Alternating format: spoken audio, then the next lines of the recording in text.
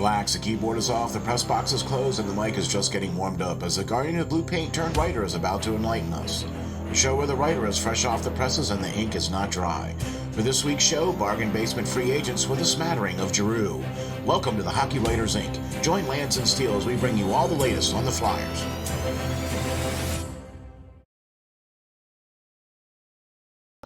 Hi guys, welcome back to another edition of the Hockey Writers Inc. As always, I'm your host, Lance Green.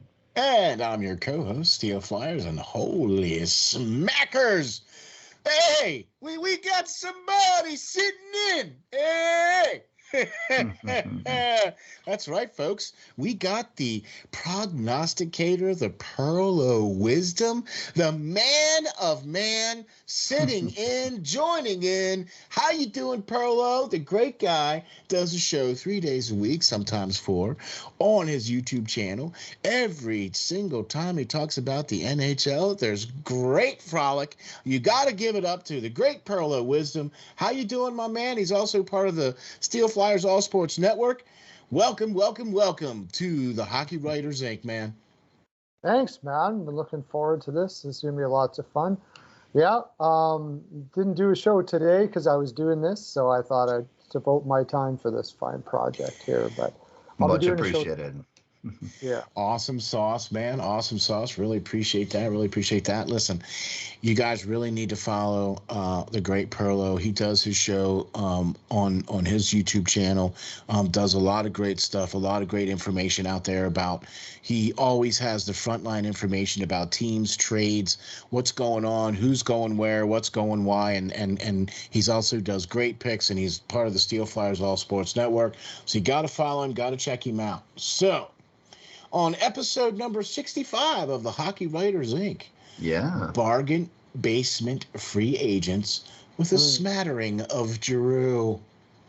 We're going to get into 2 articles here that the great Lance Green from the FlyersNittyGritty.com has produced for us this week. That's right, folks. 2 great articles that Lance has done. And the very first article that we're going to get into was posted to Flyers Nitty Gritty website just a few days ago. And bargain basement free agents the Flyers should look to acquire this offseason. And this article puts into spotlight the true issues going on with the Flyers, with very little cap space, and even if G is traded, is not going to leave a lot of room for improvement. And we brought Pearlo in here because of his unique perspective on players. Pearlo, you're not only a follower and great fan of the Philadelphia Flyers, but also the Edmonton Oilers. But you also have a great insight to this team as well. Lance, this article, I think, just nails it on the head. And what brings you to write the truth about this kind of stuff, man? Just the truth. A lot of people out there, a lot of fans are talking about some big name free agents that the Flyers could land this offseason. And in all actuality, even if they get rid of Giroux, I don't know if they'll be able to land such a big name free agent. Like we talked before, the Flyers have already inked Sean Couturier to a massive extension. They have already inked Joel Farabee to a massive extension. So most of that Giroux's cap space is going to be gone already with just the amount of money that they're now forwarding into those 2 players' bank accounts for next season. And if you think some big name free agent is going to come to Philadelphia, as bad as they are right now, especially if Giroux leaves and agrees to come here, I think you're sadly mistaken. I think, like we've talked before, that the Flyers are going to need to rebuild, and the type of free agents that they're going to need are just these kind of players that that I wrote about in this article that we're getting ready to talk about.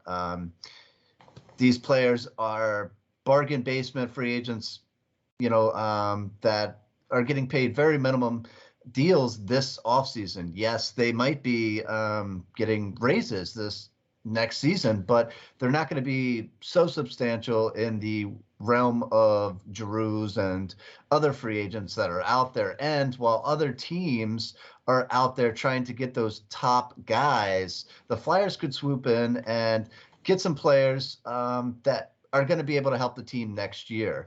All of these guys listed in this article have been able to play and show that they have been able to play up in the lineup when asked due to COVID outbreaks on their team or injuries that occurred. They stepped up and played top line minutes or top 6 minutes and, really helped out their team in need. Exactly. Pearlo, you mentioned about how the need to please the sponsors. Can you elaborate on that? Well, there are sponsors. Every team has sponsors, and they now in this NHL have a lot more power than maybe they ever have. If they're going to drop out and an owner, needs to make money, sponsors pay the bills. And if the team's losing and people aren't showing up, it's just advertising. When you're advertising, you want as many eyes on your product as you can. And if they're not going to show up, they're out. So as an owner, you got to make a dollar. And this is a corporation that's owning the Philadelphia Flyers. It's not just that; it's also the name that's attached to it too. As a corporation, if you own something that isn't effective or isn't working, it doesn't look good on you. So it's a very difficult thing to decide to go, we're going to scratch down, rebuild. Like some place like in Arizona, the sponsors weren't really there to begin with already. They weren't paying their bills anyway. It's like if you could have yelled it out before a game that they're going to rebuild, and the echo would have been, it wouldn't have mattered. Like reverberating, exactly. I think that's a good point. And it's a problem that the Flyers have had for some time here. I think Ron Hextall, when he was here, he wanted to do a rebuild. But at the same time, what he didn't understand was just what Pearlo said, is that you have to, at the same time, manage to put out a team that's at least competitive to keep fans there, especially in Philadelphia. Yeah, especially in Philadelphia. I mean, some teams have stunk for years and they are still going to come out and see their teams play in other areas. But I think the fans of Philadelphia are fed up with not being a consistent playoff team like they've been for so long. We've been very well taken care of during the Ed Snyder years here, and we're very competitive for many, many years and only missing the playoffs a handful of times. And we're jaded by that. And now that it's not happening on a regular basis anymore, the fans aren't showing up, and they need to be able to next season, at the same time as starting a rebuild, they need to still put a team out on the ice that is competitive. And that's why I say bring in some of these guys that are second tier guys that are still going to help you out in the meantime, while you draft those players that are going to be there for the next 10, 15 years to help your franchise, hopefully. So, I mean, that's exactly kind of what we've been talking about here. And I think that's also exactly what Pearlo was talking about too. And the point that he was making is that you still have to put a team out there, even though everybody on the planet knows you're rebuilding. You still have to put a banner off the side of the building. You still have to give people a reason to still want to come to see a Philadelphia Flyers game. Okay. And it can't just be because of Gritty. but I mean, you know what I'm saying, and that's the only reason my kids want to go to a game. Okay, right. So I mean, but you know what I'm saying, though. I mean, there's no reason why even players would want to come to Philadelphia, because it doesn't look like the corporate ownership is even trying to put a team out there. You know what I mean? Like, so we talk about the article that you wrote here, Lance, and one of the players that you mentioned was like Evan Rodriguez from the Pens. Would be, I mean, Chuck made a plethora of moves in the offseason last year to get some of these type players: Brassard, Yandel, Thompson, You know what I mean? To get some of these guys to try to put a team out there, to give the team some depth, and none of those guys were able to even make an impact on the team at all because they haven't even been able to be available. Well, I think they were mostly brought in to appease AV. They were AV guys. They were AV guys that have played either for him in the past or have played with key players like Kevin Hayes, who was brought in to appease AV. You can try to convince me otherwise, but that's what I think. Chuck Fletcher went out there and tried to do. Yeah. And if he was in that mindset, I think he did a good job. But AV isn't here anymore. The team was unsuccessful, and because of injuries and other reasons, he had to be moved on from. And now we're kind of stuck with these players that are aging.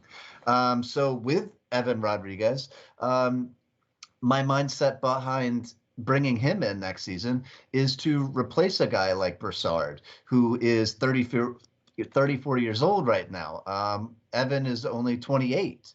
And like Brassard has had to do this season early on, for Pittsburgh, Rodriguez has been able to do the same. He was able to step up when he's played big name players were out of the lineup for Pittsburgh, and he's played with Jeff Carter and others on the wing and everything. Even though he's a center, he's stepped up in a big way, and he's quarterbacking the power play.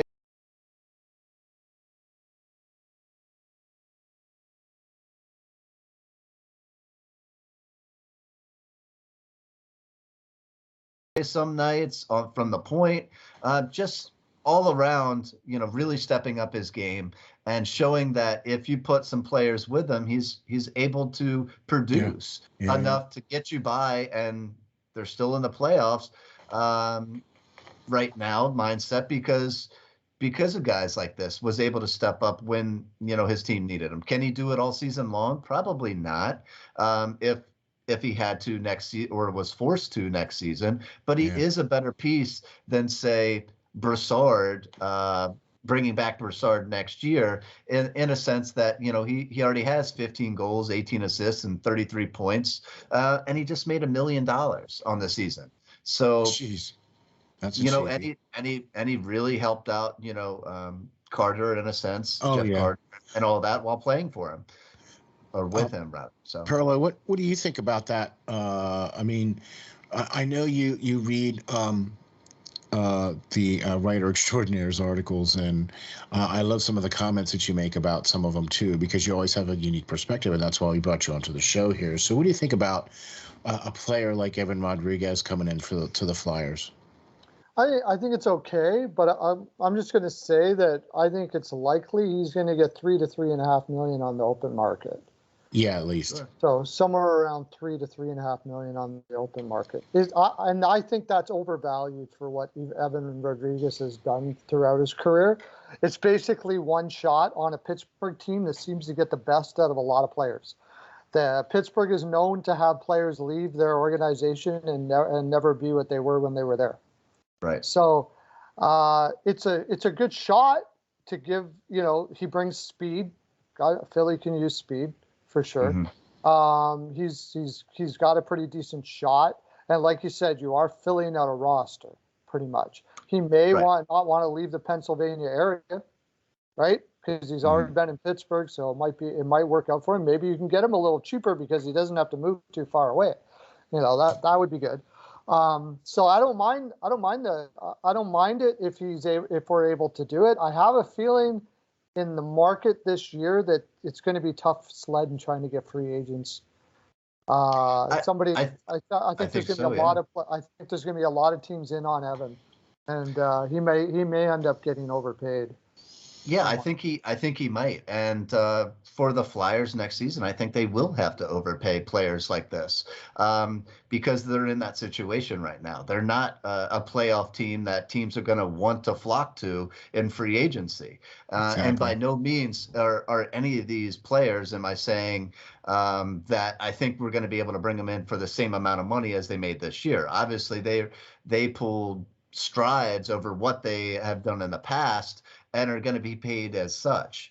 And I agree. I think he could go anywhere from probably 2.5 to 3 million under that basis of, look, he can produce, but at the same time, his history before with Buffalo, before he hit Pittsburgh, was nowhere near 15 goals and 33 points. But that was with Buffalo too. So I think there's a balance, a happy medium somewhere to be expected in his production next season, wherever he might go. Yeah, but even though I think Pearlo is right, I think he's going to be in that neighborhood of 3.5 million. I think I'm also agreeing too that I think that's going to be overpaying for that. For sure. Do you know what I mean? And I also think too that that's exactly what Philadelphia is going to have to do once again, is overspend on these second tier guys to try to put a team out on the ice. I mean, overspending in this situation, as long as it's all about the term. Short term. I don't mind overspending $1 million even for like a short term for a guy like Evan Rodriguez, when you're thinking there's going to be a replacement 2-3 years down the road. The question is, at 28, is Rodriguez interested in going to a team that's obviously using him as a filler and probably not going to be in a cup chase? So now, if somebody's willing to give him 3, like say the Colorado Avalanche or something like that, a big time team out there that has some space that can win a cup, which one is he going to choose? I'm not sure. I'm not Evan Rodriguez, so I don't know exactly what his values are.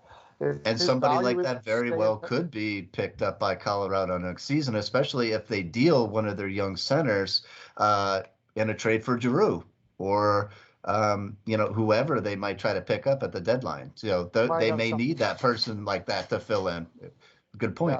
Yeah. It all depends on what he values. If he values living in that Pennsylvania area, like family can turn everything around. Like if you've got that's why Jeff Carter stayed in Pittsburgh, because he's got, I think his part of his wife's family or something like that is in the area, or because he spent his beginning part of his career in Philadelphia, he has a lot of ties in Pennsylvania still, you know what I mean? And that's why he signed an extension there in Pittsburgh to finish out his career there. So you know what I mean? It's one of those things.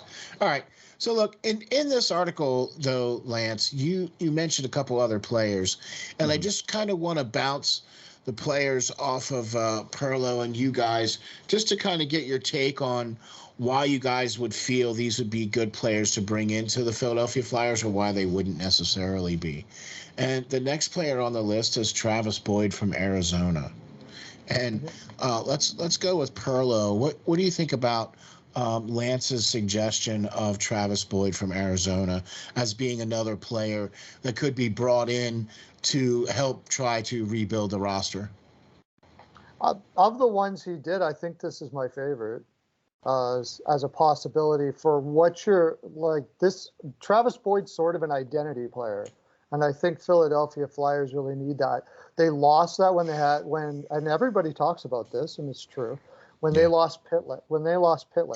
These are the kind of guys that give an identity to your club. He's a workhorse. He's put up some pretty decent offense when given the opportunity. He's never going to be like a star offensive player, right? But he can do that, and he will probably come cheap, and he probably would be interested in going to a place where he can try to work himself up the lineup and still keep on building on his career to hopefully become a top 6. I'm sure Boyd would love to be a top 6 player.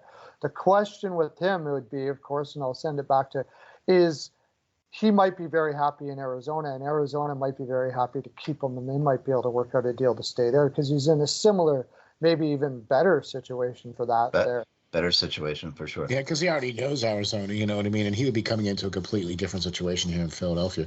So why did you suggest this player, Lance, in your article? So, Boyd, in my mind, he would be asked to be a lot less significant player here in Philadelphia. I think under my mindset, I was would want the team to sign him to replace the 37-year-old Nate Thompson, a player that can come in, create an identity, like Pearlo said, in the fact that he's going to bang body, he's going to work hard, and show some of the younger guys how to play the game the right way.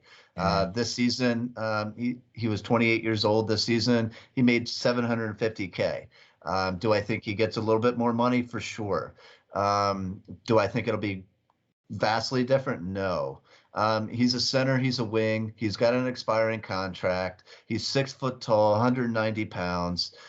He's a former Stanley Cup winner with Washington in 2018. But I think, in Arizona, he's playing great. He's been similar to Rodriguez, asked to step up and play even on the top line at times this year with Keller, an all-star this season because of injuries. They, like the Flyers, have a ton of guys out due to injury right now. And he has stepped up and really filled in that void. 10 goals and 12 assists for 22 points through when I wrote this article. And just a hard-nosed kid that is really deserving of a good chance. Would he possibly want to leave Arizona?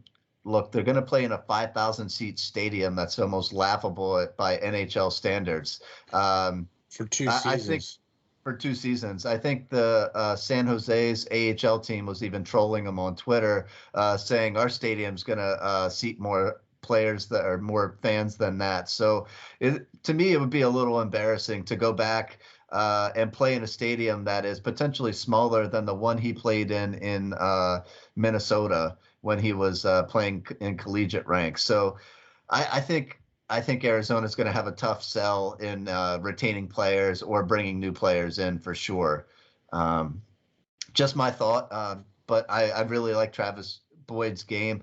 Again, no, he's not a player that I think is going to come in and magically replace Giroux or somebody else in the top 6 on a consistent basis. But yes, I do think in these cases that Flyers are in right now, with the amount of injuries the team has, that a player like this is going to be able to step up and perform where others like Frost are faltering. See, I think the Flyers need to do something sooner rather than later. If they wait, I mean, look, waiting, I guess, is not really going to hurt the Flyers, but see, I'm of the mindset that the Flyers should have already have done this stuff way back before even the All-Star break, where they should have traded Giroux and done whatever they were going to do and whatever the case was, because at that point there was really no rhyme or reason, because there's really nothing going on here for this year. Okay, and if you look at things in a realistic tone, there's really nothing going on next year or potentially the year after, because now you're looking at trying to replace Giroux, and then you have Couturier coming off of all-season back surgery, you know what I'm saying, and Farabee coming on after missing the season as well too, or missing time in the season, and so it's. And the fact that you pretty much have to be sellers at the trade deadline during the offseason and the whole 9 yards, the coaching staff probably is going to go blah, blah, blah, blah, blah, blah, blah, blah, blah. It's like a broken record, you know what I mean? But I do like your idea, though, of bringing in Ville Husso from the St. Louis Blues. And he would be another one of those players that I believe would be able to put butts in the seats. I mean, he's going to work hard. He's going to do everything he can to try to be a help to his team. And so since we started with Pearlo, the first one there, we'll go with Lance. Why did you suggest Ville Husso in your article? Well, it's pretty easy. I mean, this guy is a phenomenal young netminder that is really coming into his own this year. He's lit at the point I wrote this article. He led the league in goals against average and save percentage for the entire league. No, he hasn't played as many games as Vasilevsky in Tampa Bay, but he is starting to take over the net over a struggling Binghamton. Yeah. So that being the case, it's going to be a hard sell for Billy to come to Philly. You're going to have to pay him 3-4 times what he got paid over this season. Potentially, that was $750,000. He is an impending free agent. He is just coming off of this season really having these type numbers. He really hasn't had these type numbers before this, but he really hasn't been given a chance to take control of the goal either. So am I ready to give him a Vezina trophy? No. But at the same time, do I think the Blues are going to be able to retain him? I don't think so, especially with teams like Edmonton out there in hot pursuit of a goalie for the foreseeable future, even though they've been trying to do that for the past 10 years. So, do I think that he's going to be able to be re-signed by the Blues? No. I think Binghamton's signed to a massive deal that they just really inked into recently, $6 million through 2027. So I think they're going to have to, like it or not, they're going to have to make it work with him. I don't think they're going to be able to get rid of him like they did Jake Allen, or else they're going to have to give up an awful lot with him for somebody to bite and take that kind of salary on. So I think Billy might be moving on to greener pastures elsewhere. St. Louis Blues are a great team this year, and he might want to stay, but I think the dollar signs somewhere else are gonna lead him to take control of his own destiny and move on. I think Martin Jones has done a decent job early on this season, but I think he's kind of faltered. And I really think that 1B option for Philadelphia needs to solidify that goal again. I'm tired of, that the same goalie conundrum that they've always had here. I think Carter Hart has played great this season and really kept the Flyers close in games, even though they're consistently losing those games. He's really keeping them in it night in and night out, and he's showing the frustration that obviously most anybody would have being in his situation. So exactly, he needs some help. He needs some help. I'm with you. Pearlo, what do you think? What are your thoughts on Billy? Look, we know for a fact that more than likely Jones is not going to be back with the Flyers next year. That's going to give the Flyers his money is going to be available to put towards a goaltender. And what do you think about Husso taking some of that money, or what do you think? I just think it'd be really tough to get Husso to come over to team that already has what is their future number one in Carter Hart. Right. That's if he's going to go somewhere, he's probably going to want to go somewhere where he's the number one guy. For one reason, he'll probably end up getting paid more. The competition would be difficult. And not only that, I know we want to push Carter Hart, but in order to get Husso, you're going to have to give him an NMC, a no movement clause, to go with it. And that's basically not just pushing Carter Hart, that's almost pushing him out. And Husso's good enough that he could almost do that. I'm not sure. I think he is, yeah. I'm not sure that he wants that kind of competition. And honestly, if I'm St. Louis, I'm working out a contract with them, and then I'm doing whatever I got to do with Bennington after. I don't care.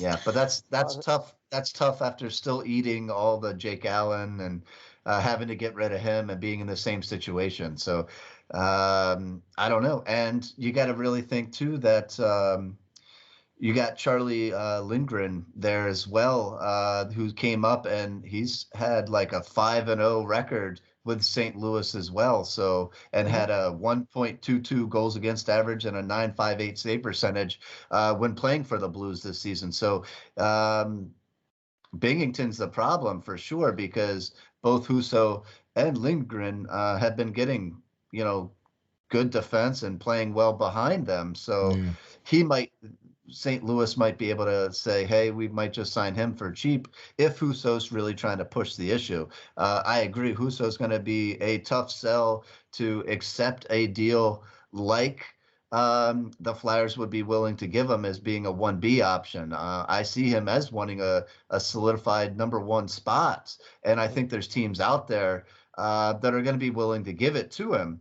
But my only question is, he's really only done it for this season through and he really hasn't taken control of that whole season yet. It's still been split time. So it kind of makes me think, is somebody really going to go all in? They're going to have to be really desperate to really give him a 5 or 6 year deal like he's going to want. He's not a spring chicken either. I think he's 27 at this point. He's not 24 and willing to really, take a 2 or 3 year, prove it deal still, or get him over the hump deal. So it's going to be interesting to see what he gets offered. I can see both sides of the story. Somebody that's going to want to pay him will try to pay him, but at the same time, I can see a team not willing to give him top dollar just yet because of the limited amount of games that he's been able to play at this level. I agree with you on that, but look, okay, so we've talked about this many times before. You've written articles about this a long time ago. We've talked about it till we were blue in the face. I think we're wasting our time with a goaltender like this. I think Ivan Fedotov should be the one here, and that should be the end of this conversation. So that's my stand on goaltenders for Philadelphia. As far as I'm concerned, that's where I'm going to go with that. Look, it doesn't really matter what happens with Giroux. The team is going to be strapped for any kind of spending money or cap room to make any kind of major improvements. And I think that the players that were mentioned in the article and even some of the other suggestions that Pearlo would have too, in regards to putting a team out there on the ice for the foreseeable future, at least to try to, keep fans at least semi, happy with a team that's out there trying to play. You know what I mean? So I would like to very much move on to the next article here that you did, Lance. And I think this is going to be in coordination to the press conference that Claude Giroux had just the other day. This article was released right around that same time, posted out on the FlyersNittyGritty.com site. Another amazing article giving us two articles by the Writer Extraordinaire this week. It has become increasingly apparent that the Flyers' best choice of trade partners for Claude Giroux are the Colorado Avalanche. Now that we know that there's at least 5 teams that could be calling for Giroux's services, you seem to feel it has narrowed down to 1, the Aves. And what makes you think it's going to be the Aves, Lance? Well, them or Minnesota. Minnesota has the cap space, even though I think the Flyers will be willing to, with him just having this season left on his contract, to be able to step up and pay that money to a team for the rest of the year. But I do not see the Flyers trading Giroux to Boston or New York or any teams on the East Coast. That would just be too hard of a pill to swallow. But I really think that Colorado might just be the team. Sakic over the year has been building the team to win now, and he's signed all his big name players to extensive contracts, and he's traded away first round picks and second round picks in order to bring back players to make this roster the way it is currently. And he's dealt away some really good players that he knew he wasn't going to be able to sign because he needed to sign some bigger players to retain them for the foreseeable future. So he's gone out on record and said that this year is, cup or bust for him. He really wants to look to bring in a goalie. I think he could even look to bring in a top line scorer. You got to think that, Kadri is having an amazing season this year. At the All-Star break, he has 60 points. So, he's well on his way to a 120-point season. I don't think he's going to be able to sustain that over the rest of the year. I think he's been playing great, and he's playing with great players. But this guy's never had over a 60-point season in his career. That is, well into his career now. So I think they're looking for stability here and reinforcements rather to bring in somebody that they know is going to be and has been consistent over decades. Now. So that is why I think that they will really push the issue to try to get a guy like Giroux to come in and join this great team that essentially, Sackett has built from nothing.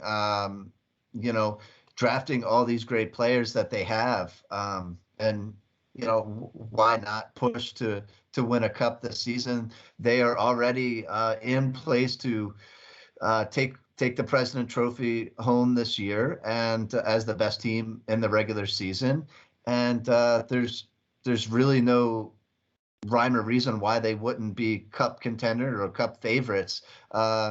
In my mind, I think they could really stand to pick up a goaltender, and Marc-Andre Fleury has been linked to them as well. So, like I said, I think it's a cup or bust year for them, and they may push all their eggs into this year and into this basket and try to get another cup and another banner this season. So I named some great young talent that they could be receiving back in that sense, because we're going to get into that. So they don't, like I said, they don't have a first round pick. They don't have a second round pick this season. So in order to make this trade happen, they're going to have to give up some of their great young players. Exactly. Pearlo, so we know that there's been a lot of talk and a lot of information swirling around all this stuff. What do you think about dance partner Aves being the ones for Giroux, or do you have a different perspective? Well, it makes a lot of sense for the Aves, of course. Bringing in somebody like Giroux is going to put them in a position to have depth, some of the best forward depth that already has the best defense in the league. It would make sense a lot for them. I'm sure Philadelphia would feel it would make them feel better if they did send him out west. But when it comes right down to it, Giroux holds the cards here. If I'm looking at it from Giroux's perspective, I don't know how much I want to move all of my family all the way to Colorado, or not even move my family, because I don't know where I'm going to play after that, because it probably won't be Colorado. It's possible, I suppose, that they could sign him and let some other people go. I think if he felt he could set his roots there for a couple of years, then he may be fairly interested. Now, the prospect of him being able to win a cup may be enough in its own, that he just says, you know what, it's a couple months without my family, I'm going to go out there and do it, and that's cool. But I did a Giroux trade video. As you know, I do those trade videos a lot. I enjoy them now. And a lot of people like them too, it seems. And I had Colorado in there because I heard all the rumors of Colorado. But to tell you the honest truth, the team that I think that would work, that he would most likely go to, would really be able to use him and maybe even not even look too bad to Philadelphia to do it. And I think where he'll end up playing anyways is Carolina Hurricane. Wow. Okay, so I was thinking more of like Minnesota. I thought Minnesota might be. Oh, I forgot to mention about Minnesota. Minnesota, I don't think is going to is going to go that route this year. Okay. Okay. I mean, Minnesota's not going to go that route this year is because even if they get Giroux, they're not a contender. That's true. That's true. And they probably won't be able to offer him anything long term that he would want to stay there and play, anything like that. So, you know what? I'll tell you what. I also thought about, believe it or not, I know everybody's like, and he came out to his press conference and said, oh, it's a lot of pride putting on this sweater and everything like that. And okay, I get it. And basically what I think he did was he basically told everybody to go pound sand for right now. I'm playing hockey. And you guys just stop asking me this stupid question because nothing's happening yet. And as soon as it happens, everybody's going to find out. So just back off. I think that's what that press conference was that he did. And, I'll be real honest with you. Look, I don't really care where he goes. I think he's going to try to go somewhere that's either going to be a team like Colorado or a team like even maybe St. Louis or a team like even Carolina or throw this in your hat, Florida. Yeah. I mean, come on. The possibilities of where Giroux could go right now at this point are wherever he wants to go. He holds all the cards. And he's already said that he submitted 5 teams. So we don't know what those 5 teams are. All we can do is speculate. Right? That's where we're at. Teams. There's 5 teams he could be traded to. That he would be okay to being traded to. Yeah, right. Exactly. Yeah. You know what I'm saying? If he did that and Colorado's on the list and he's willing to go to any one of those 5 teams, he's doing a lot of good things for Philadelphia there. And if Colorado's on that list, great. But Okay, well, so now if Colorado's on that list, like Lance suggests in this article, one of the players in return for G could potentially be Alex Newhook. Oh, no. No, you don't think so? No. Well, do enlighten us, Mr. Pearlo. I love Newhook, but that's why it's no. There's no way you're getting Newhook for sure. No way. Okay. No. Why? Tell me why. Because he's too darn good right now, and they're trying to win a cup, and he's going to be amazing later, and they're not going to do that for a rental. There's just no way. They don't have any. They know they have all the leverage in the world, pretty much. So I can't see Newhook. They don't have much leverage because they don't have any picks like you would normally trade. So that's a big issue there. If they are cup or bust, I think that they do trade. Maybe not Newhook, but Tyson Jost. Tyson Jost would be more. Yeah, Jost would be more available. But if I'm the Flyers, I'm not settling for Jost. Out of all the players, I would say Justin Barron is the player that I would want. Right-hand shot defenseman that could go with Cam York for the foreseeable future. I think you could do that. Yeah, I think they're willing to give him up.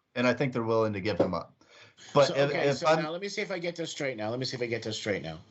You mentioned Alex Newhook, that's probably not going to happen. You mentioned Tyson Jost, that is potentially something. Justin Barron is another one that you think might happen. Now, look, what if Giroux says, okay, so we're going to go to Colorado. I'll accept the trade to Colorado. And Colorado sends Justin Barron, and there's going to have to be something else. Yes. There has to be some kind of either pick, something, prospect, something. What else would there have to be to add to that list to get Giroux to go? I mean, to have to make this go. Pearlo, what do you think? Barron, Jost, and JT Compher. JT Compher struggled there. He's a big guy. He can put up some points. I think he plays the type of game that we're looking for. Jost is also probably, he hasn't been able to spread his wings in Colorado. He has offensive upside. And if you can get Barron on top of that, I think you're getting sweet value for a guy who may not even be able to continue playing there. If you can get those 3, I don't know if you can, but I would be happy. But I'm pretty sure they're going to put their foot down on Newhook. Okay. Yeah, I mean, that's who I'm asking for flat out. If I'm the Flyers, of course, you ask for this and end up here, but I'm asking for Newhook all day long. Even if I had to send potentially something with Giroux to get a guy like Newhook, you have to find, like we were talking earlier, you have to find a face. And this team is without a face once Giroux leaves. And Newhook could be that new hope that, all of the Philadelphia fan base was hoping that Frost would be, or Nolan Patrick would be. Newhook, I believe, is that player. and he's somebody that you can hang your hat on and build around. If they don't want to give you Newhook and insist on that, my person is Justin Barron, like we're saying, and you could build around him and Cam York. But to go along with him, it depends. Like you said, possibly Jost. I really don't think that you would get Jost and potentially the other guy that you said. I would say, yeah, I like Comper, but I don't think you'll essentially get both. I would say Sean Benrins from plays with the University of Denver. I'm saying that last name wrong, but he's a defenseman from Team USA. They drafted, what is it? Barons. Sean Barons. Barons. Yep. Barons, yeah. Or Callan Burke from the University of Notre Dame.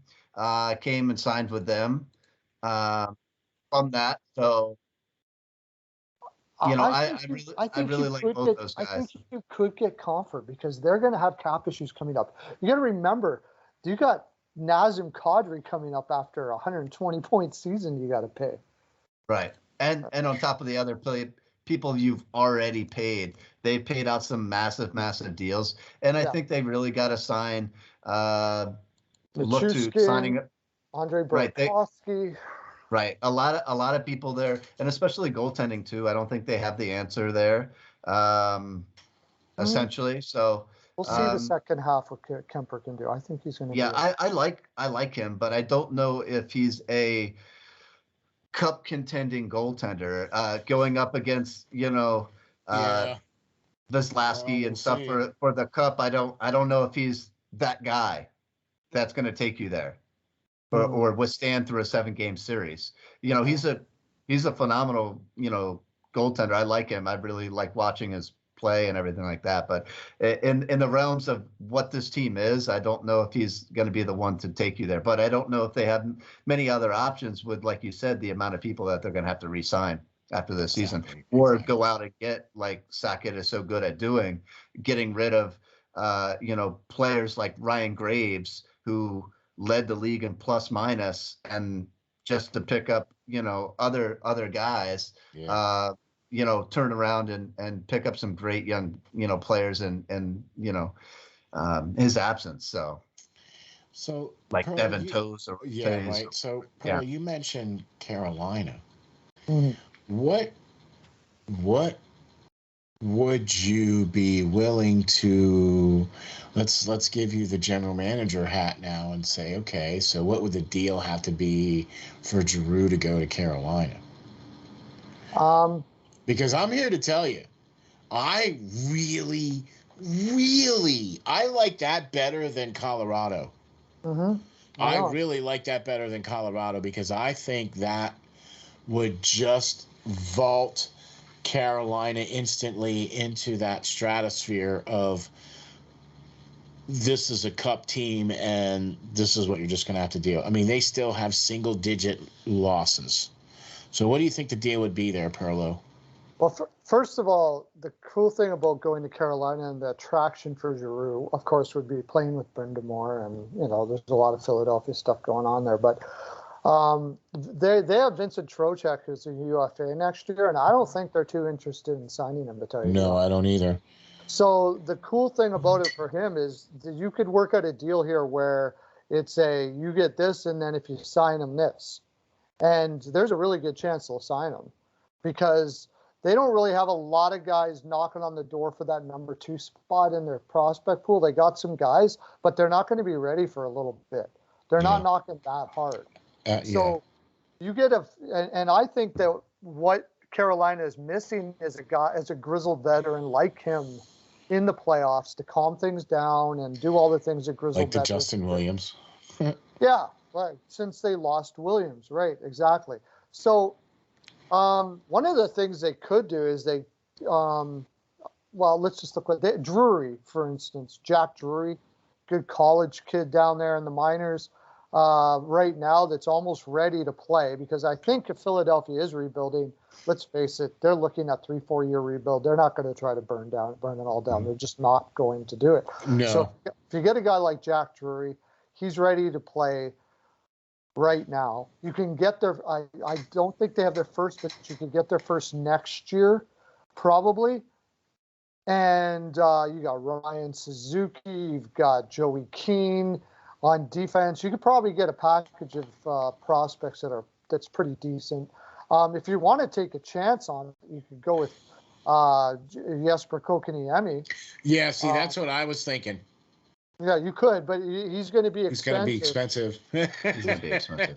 He's going to be expensive, but he's 21 years old. And if you talk to his agent and he's willing to sign, and you say, look, we'll try you at 6 for 3 years, see how you do, because we can, because we're doing a retool anyways. Right. And you're able to get some of the other guys that you're saying here, it might be worth the gamble to do something like that. And I think Carolina at this point probably wouldn't mind that all that much. So, to be able to say they got Giroux for what they did to get Kokaniemi wouldn't seem like really, especially if they win a cup. So those are just a couple of guys that I was thinking about. I think the Colorado deal would suit Philadelphia better, but I think the Carolina deal would suit Giroux better. And since Giroux, I think, holds the cards, let's put it. We know they got to take care of Giroux here too. As we go. You can't just treat them like cattle. There's no way.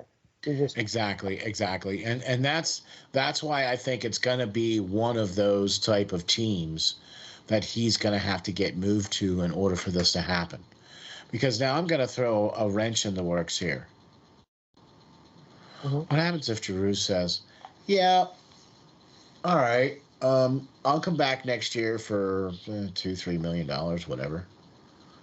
And I'll stay here in Philly for the next year or two. What if he stays? Then what?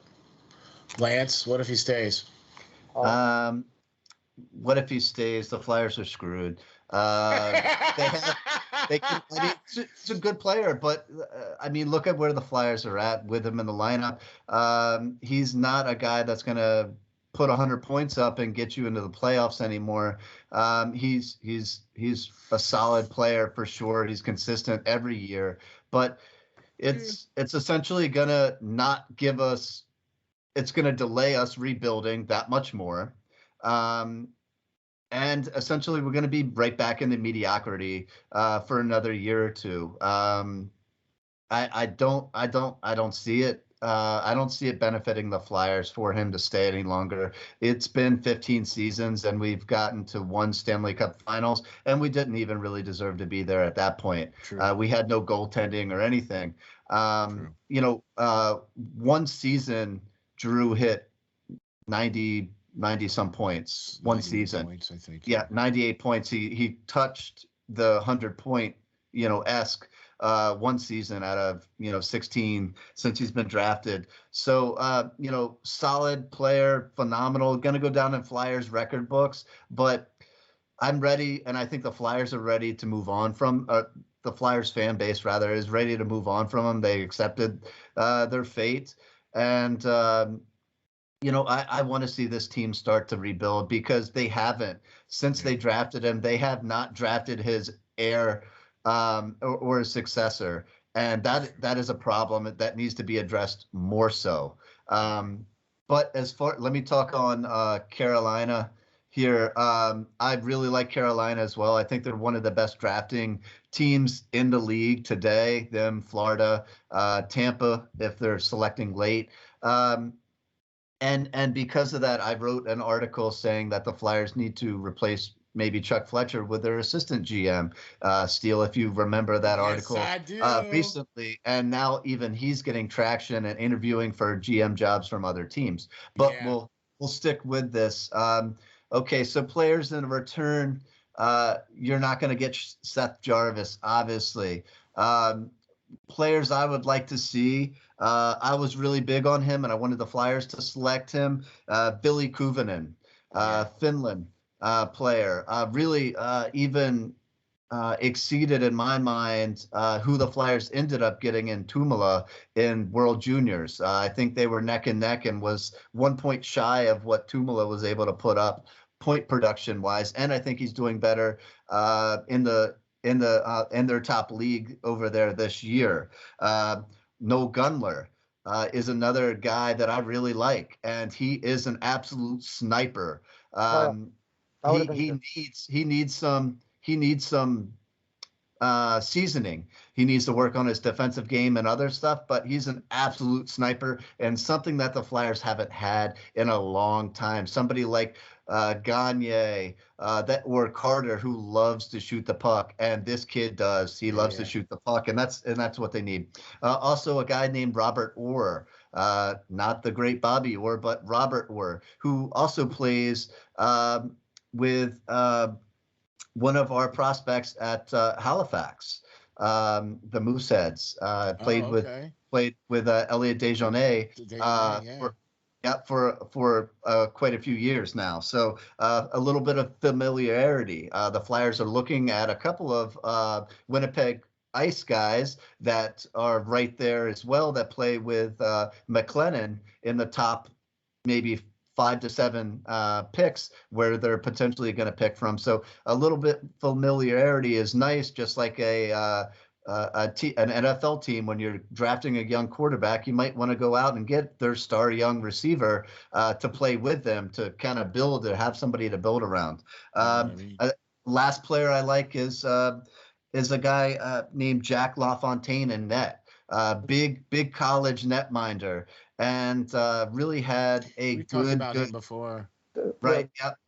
I think they just signed him. The Carolina just finally signed him. They had him kind of sitting there for a long time, but Carolina has a wealth of prospect goaltenders, and that's why I think that they were able to get rid or potentially not spend the money on their star netminder last season and Nedeljkovic, and sent him to Detroit, because they see the guys and the wealth of guys they have coming up the system still, that they're going to be able to sign elsewhere.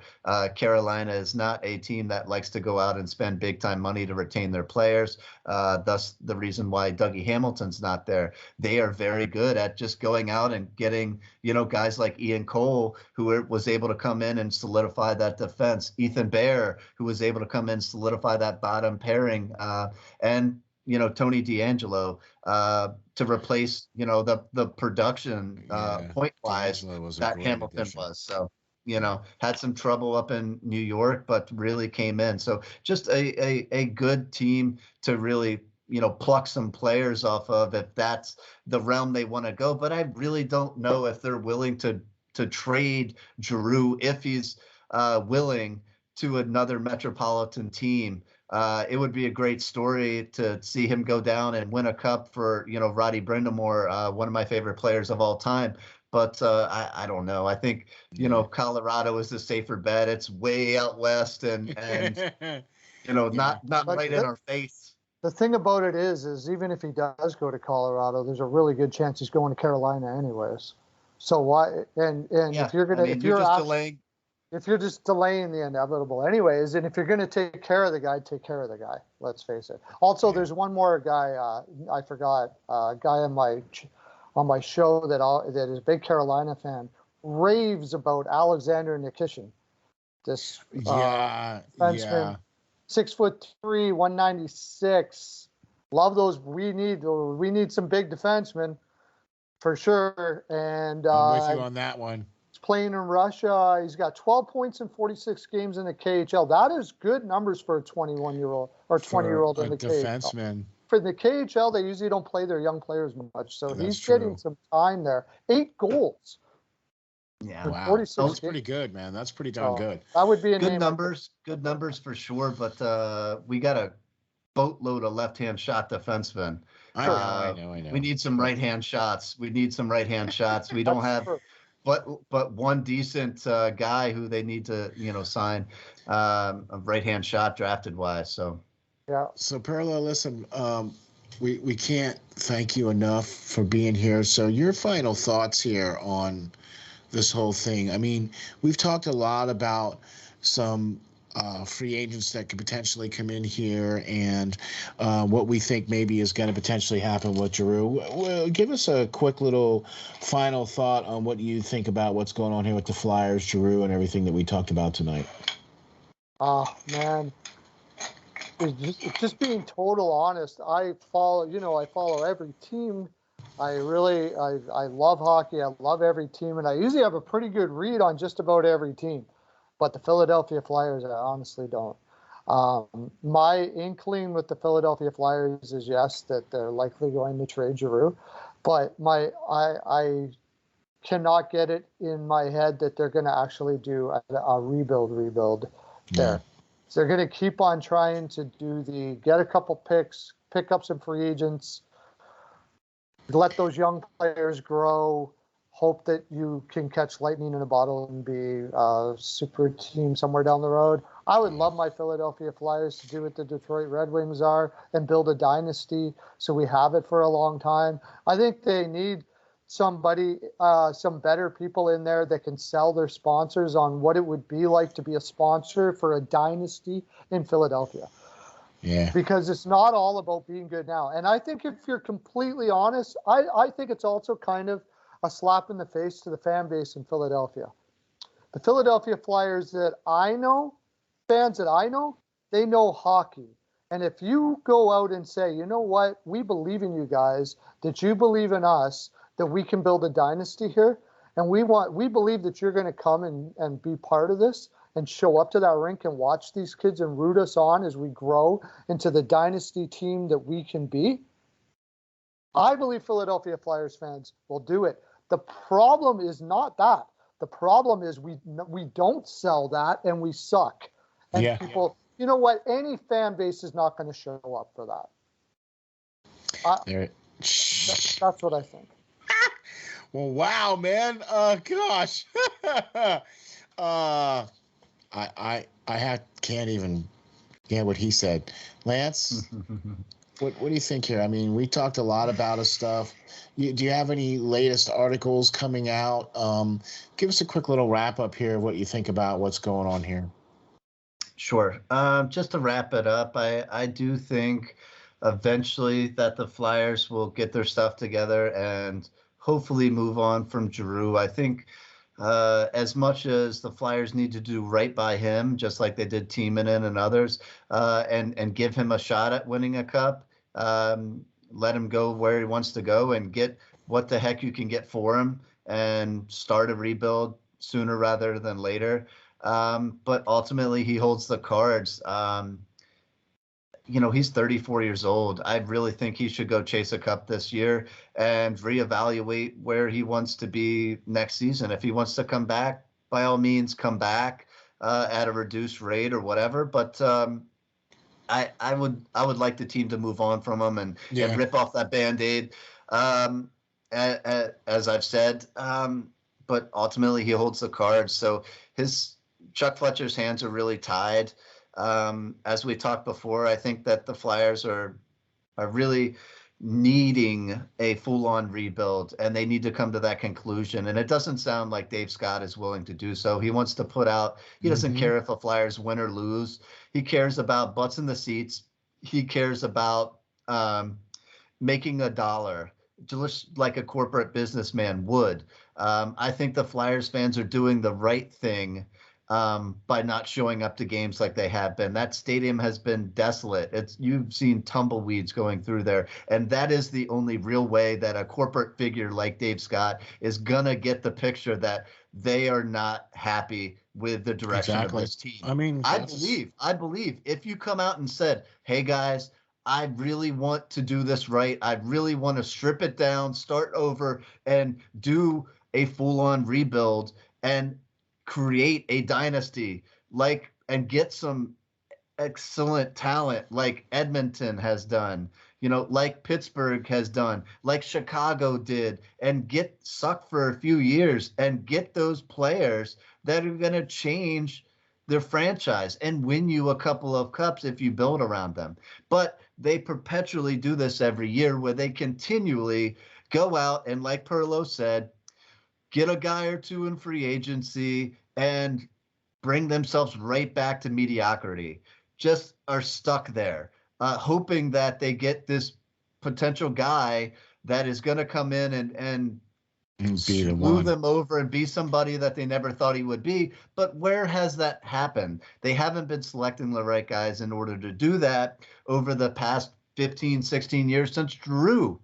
So in my mind, you got to try something new, and it's getting really old. And I think the fan base that's why they're not showing up.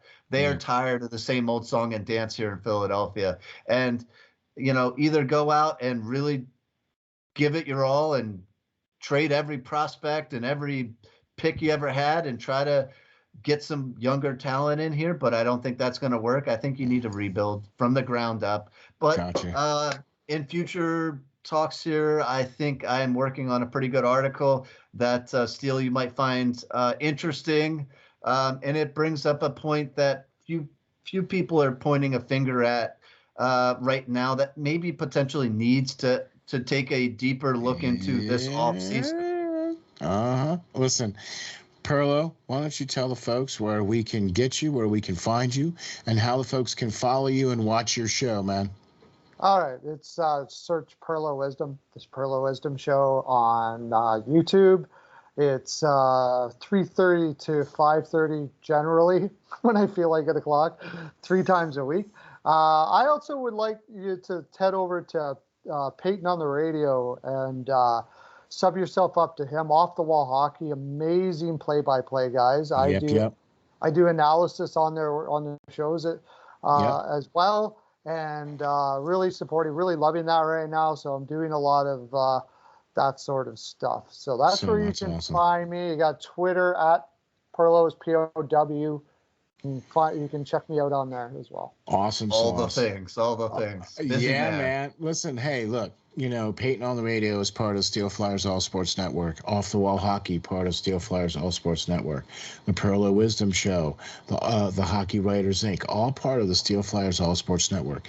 You can go to www.steelflyers.com and check out all those great links and get all the shows from all these great guys and watch all these great guys do all their great stuff, for sure, for sure. I'm going to say this. I think the Flyers need to go one deeper and get rid of the coaching staff and the management staff. And that's how I'm going to end the show on that one there, folks. You can find me at SteelFlyers52 on Twitter, and you can also find me on the web at www.steelflyers.com. Lance, where can we find you?